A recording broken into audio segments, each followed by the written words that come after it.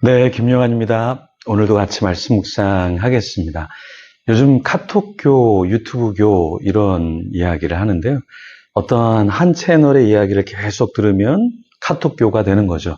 유튜브 채널도 좌파와 우파, 진보와 보수, 또 여러 가지의 이야기를 같이 들으면 어떠한 알고리즘, 확증 편향에 빠지지 않는데요. 한쪽 이야기만 계속 정치, 경제, 사회, 이데올로기 이야기를 들으면 거기에 빠지게 되고 카톡교, 유튜브교의 성도가 되는 것이죠. 우리는 일반적인 이야기들을 정치나 경제나 사회나 심지어 영적인 것까지 한쪽의 이야기만 들으면 한쪽에 빠지게 되고 매몰되게 됩니다. 그럼 무엇보다 성경 말씀보다 이 카톡의 내용, 유튜브의 내용에 더 많이 빠지면 문제가 될 수 있겠죠.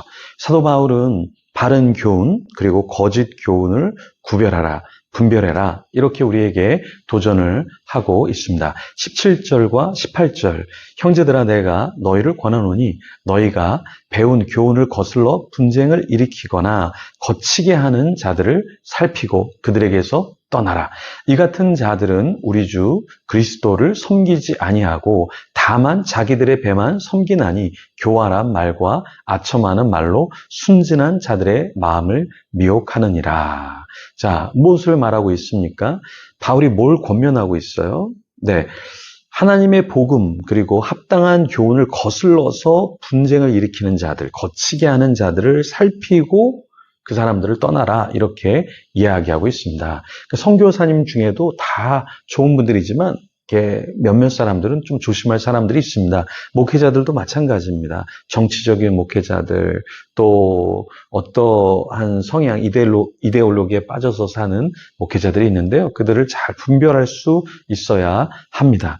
그리고 정말 목회자든 선교자든 욕을 하고 거친 말을 하고 하는 사람들은 굉장히 많이 조심해야 합니다. 인격적으로 그리스도를 닮지 않았다라는 것은 이미 우리가 그 사람들을 좀 경계하고 떠나야 한다라는 것이죠. 자, 사도 바울은 우리 주 그리스도를 섬기지 아니하고 다만 자기들의 배만 섬기나니 이렇게 말하고 있는데요. 잘 보십시오. 그런 확증 편향에 빠진 사람, 정치, 이데올로기에 빠진 사람들의 특징이 뭐냐? 사람들에게 돈을 갈취하고 사람들을 끌어다가 자신의 배만 불리려고 한다라는 거예요. 그래서 여러분들 집회나 이런 거 보면 그 집회에 계좌 이렇게 띄워놓고 있는 분들 있죠? 이런 분들은 아주 조심해야 합니다. 그리고 어떤 유튜브 내용을 하고 끝에 나를 도와주십시오 이렇게 말하는 사람들은 다 가짜입니다. 가짜. 왜냐? 자기들의 배를 채우려고 챙기려고 그렇게 유튜브하고 설교하고 사람들을 선동하는 거거든요. 그러니까 순수하게 사역하면 사람들이 붙고 자연스럽게 헌금하고 자연스럽게 도와야지 그걸 억지로 매번 방송할 때마다 이렇게 계좌를 띄워놓고 뭔가를 한다라는 것은 그것은 굉장히 조심해야 한다. 우리가 좀 여러분들이 잘 간파할 필요가 있다라는 겁니다. 바울은 성경의 진리를 배우고 따르라고 말하고 있어요. 그런데 요즘에는 각종 미디어를 통해서 미디어가 말하는 것을 보고 사람들이 빠져듭니다. 확증 편향하게 되는 것이죠. 무차별하게 쏟아지는 내용들, 그것을 다 따라갈 것이 아니라 정말 이게 하나님이 원하시는 것인가, 하나님의 사람인가를 우리는 분별할 수 있어야 한다라는 거예요. 그러니까 선교를 하더라도 너무 돈으로 선교하려고 하는 것, 이것도 우리는 조심해야 합니다.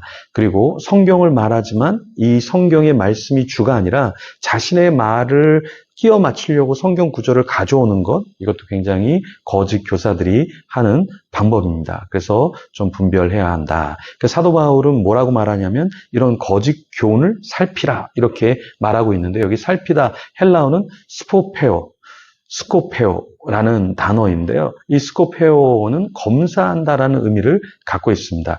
그러니까 검사하다라는 건 뭐예요? 자세히 살펴보는 것이잖아요. 그래서 우리 교회 안에서도 나를 속이려고 하는 자가 있는가? 교회 밖에서도 나를 속이려고 하는 자가 있는가?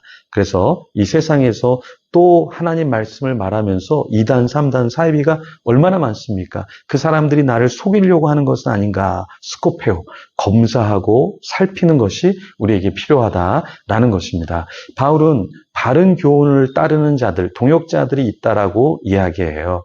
그래서 그 동역자들을 이제 오늘 본문에 21절부터 그 동역자들을 소개합니다. 21절, 22절, 23절 한번 보면 이런 말씀이 있어요. 나의 동역자 디모데와 나의 친척 누기오와 아손과 소시바더가 너희에게 문안하느니라.